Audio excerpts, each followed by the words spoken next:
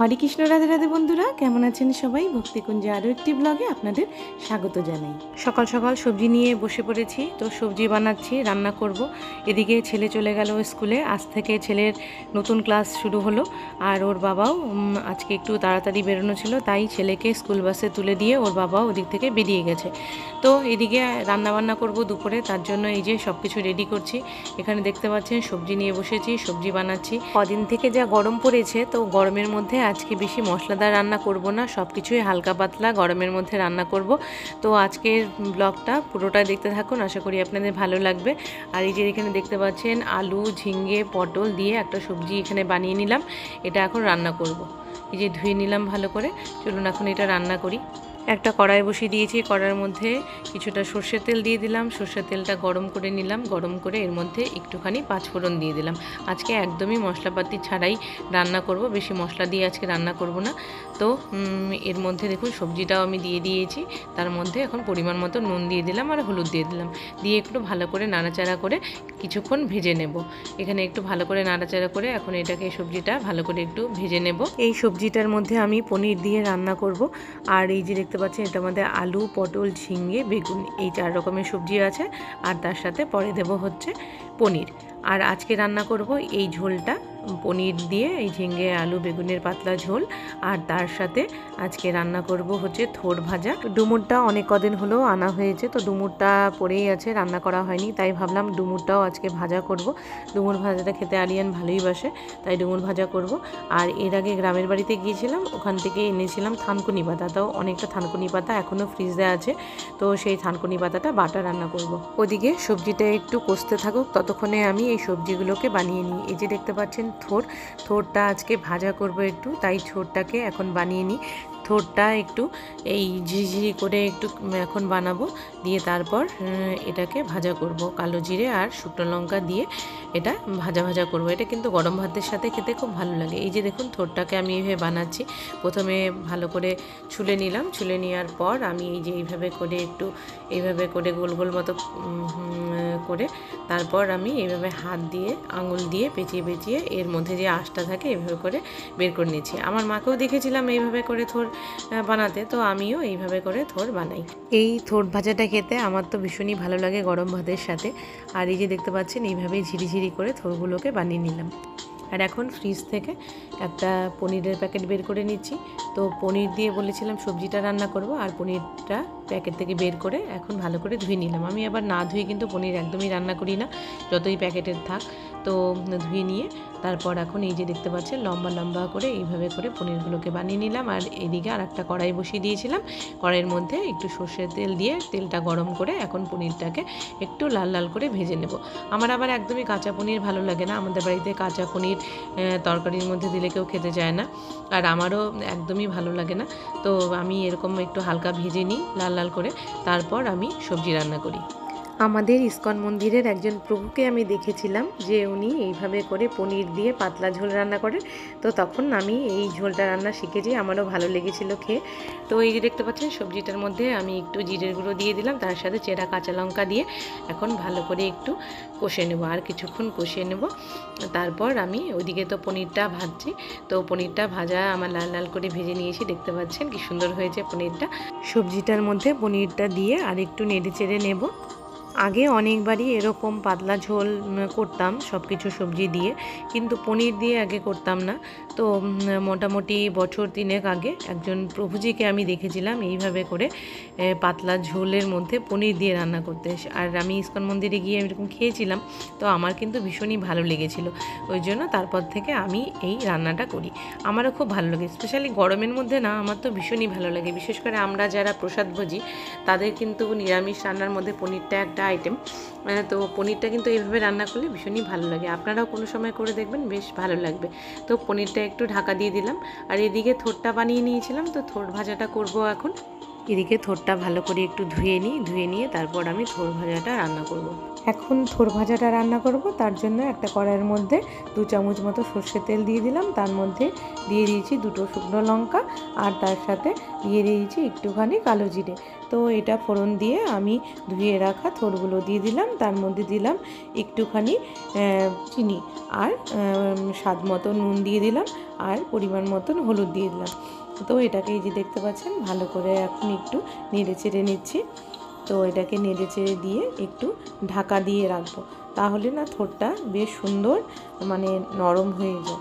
আর থোরটা কিন্তু এমনিতেও খুব নরম ছিল, আমি যখন থোরটাকে বানাচ্ছিলাম তখন দেখলাম যে বেশ সুন্দর নরম।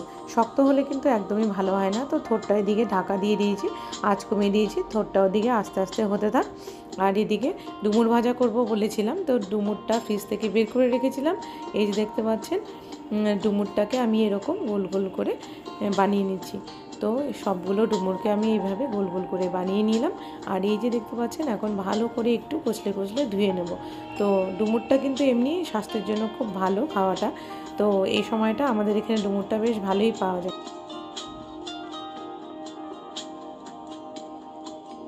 আমি কিন্তু বিয়ের আগে কখনো ডুমুরের সবজি খাইনি।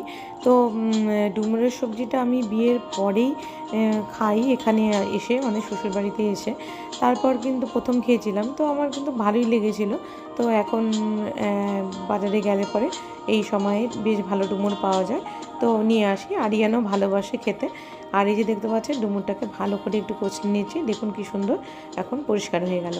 আর ডুমুরটা কিন্তু এমনি আবার ভাজা যায় না, একটু ভাপ দিয়ে নিলে ভালো হয়।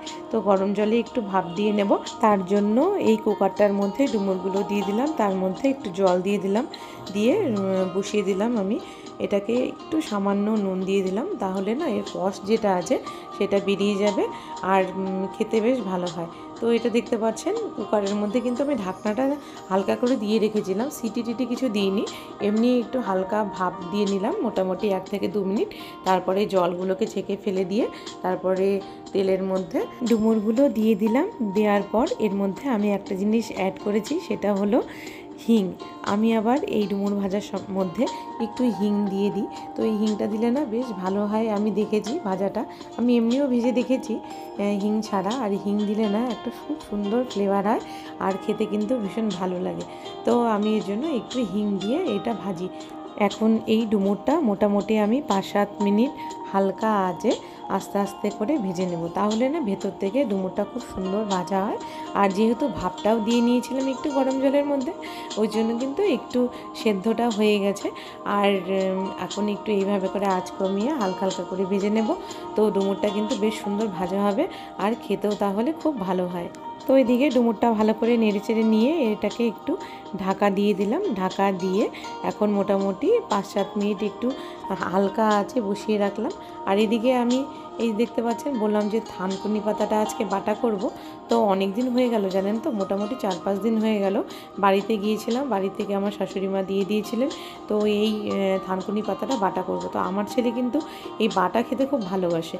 তো যখন গ্রামের বাড়িতে যাই তখন তো প্রায় দিনই এরকম বাটা হয়, কেন কি আমাদের বাগানে প্রচুর পরিমাণে এই থানকুনি পাতা হয়েছে, যখন খুশি তখনই তোলা হয়, বাটা হয়। তো ওখান থেকেই নিয়ে এসেছিলাম। তো থানকুনি পাতাগুলো ভালো করে ধুয়ে নিয়েছি, ধুয়ে মিক্সির মধ্যে দিয়ে দিলাম।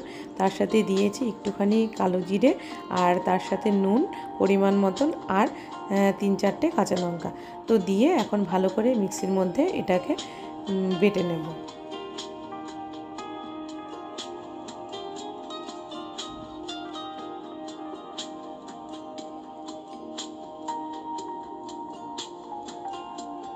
থানকুনি পাতাটা এদিকে বাটা হয়ে গেল মিক্সিতে। এই যে দেখতে পাচ্ছেন এটাকে একদম মিহি করে বেটে নিয়েছি। মিহি করে বেটে নিলে খুব সুন্দর হয়, একদম শিলপাটায় বাটার মতনই লাগে খেতে। এদিকে একটা কড়াই বসিয়ে দিয়েছিলাম, কড়াইটা গরম করে এর মধ্যে 1 চামচ সর্ষের তেল দিয়ে আর একটুখানি কালো জিরে দিয়ে তার সাথে দিয়ে দিলাম বেটে রাখা থানকুনি পাতাটা। তো এই যে দেখতে পাচ্ছেন থানকুনি পাতাটা দিয়ে এখন ভালো করে এটাকে নাড়তে হবে। এই থানকুনি পাতার থেকে দেখুন রসটা বেরিয়েছে।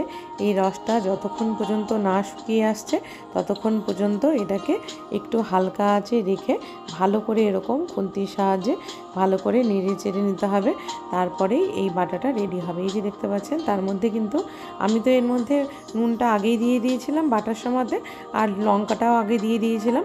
ওর জন্য এর মধ্যে সামান্য পরিমাণ একটু শুধু হলুদ দিলাম। এখন হলুদটা দেওয়ার পর ভালো করে এখন নেড়ে চেড়ে নিচ্ছি। এটাকে মোটামুটি 4-5 মিনিট ধরে ভালো করে কষিয়ে নেড়ে চেড়ে নিলাম। এই যে দেখতে পাচ্ছেন আমার একদম থানকুনি পাতা বাটা রেডি। এদিকে থানকুনি পাতাটাও বাটা হয়ে গেছে, আর এদিকে দেখুন ডুমুরটাও আমার ভাজা হয়ে গেছে। তো ডুমুরটাও ভাজার কমপ্লিট। তো আমার রান্না এখন কমপ্লিট হয়ে গেল। এখন রান্নাঘর পরিষ্কার করার পালা। এরপর রান্নাঘরটা পরিষ্কার করতে হবে। এই যে সমস্ত রকম রান্নাগুলো যেগুলো করেছি ভালো করে গুছিয়ে ঢাকা দিয়ে রাখলাম। এরপর বাসন মাজা, রান্নাঘরটা পরিষ্কার করা, এসব কাজগুলো আছে। তার আগে একটা কাজ করে নিই। তো আমার এই মশলার কৌটোর মধ্যে তো মশলাগুলো ফুরিয়ে গিয়েছিল, তো মশলাটা আমি ভরে নিই এই সুযোগে। মানে পরে না রান্না করতে গেলে খুব অসুবিধা হয়, মানে তাড়াহুড়ো থাকে, তখন আর ভরা হয় না। প্যাকেটের থেকে রান্না করতে খুব অসুবিধা হয়। তো এই সুযোগে একটু মশলাগুলোকে ভরে নিই, তাহলে একটা কাজ আমার এগিয়ে থাকবে। আজ বাড়িটা ভীষণই ফাঁকা ফাঁকা লাগছে, কারণ আরিয়ান তো এই কদিন আমার কাছেই থাকতো। মানে স্কুল ছিল না, পরীক্ষার পরে বেশ কয়েকদিন ছুটি ছিল, স্কুল ছিল না, ওই জন্য বাড়িতে থাকতো, ওই জন্য ভালো লাগতো। আর আজকে না ভীষণই হঠাৎ করে অনেক দিন বাড়িতে থাকার পর আজকে আবার স্কুল নতুন করে শুরু হলো, তো ওই জন্য একটু বাড়িটা ফাঁকা ফাঁকা লাগছে। কয়েকদিন আবার স্কুল যেতে যেতে আবার ঠিক হয়ে যাবে।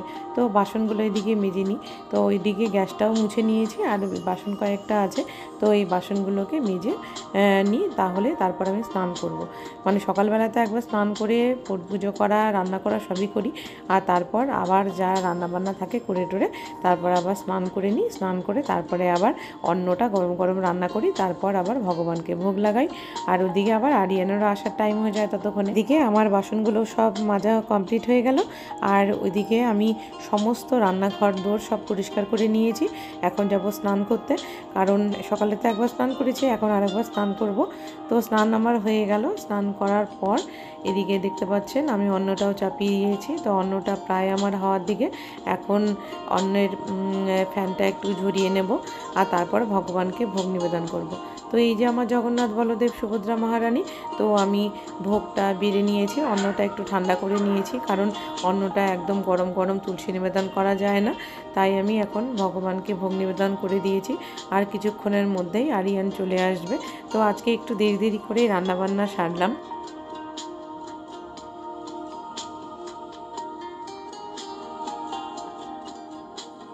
ওদিকে আরিয়ানও স্কুল থেকে ফিরে গিয়েছিল। তারপর আমি আর আরিয়ান দুজন মিলে একসাথে খাওয়া দাওয়া করে নিয়েছিলাম। ওর বাবা এখনও ফেরেনি, ওর বাবা পরে ফিরবে, তারপর আবার ওর বাবাও খাওয়া দাওয়া করবে।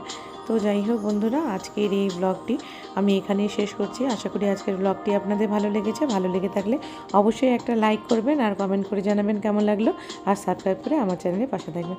তাহলে আবার দেখা হবে। হরে কৃষ্ণ, রাধে রাধে।